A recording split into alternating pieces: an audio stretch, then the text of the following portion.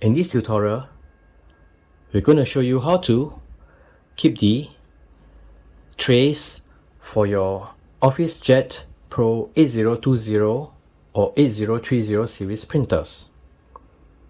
The trays can be pushed back to be flush with the printer so that you can put it back into the box that comes with it. So here's how you do it. So first you pull out the input tray, and you can see that there's a button over here. Press on it and simply push back the tray as shown, and you can push back all the way in. Next, for the output tray, there are two buttons over here. Simply push down and push the tray in.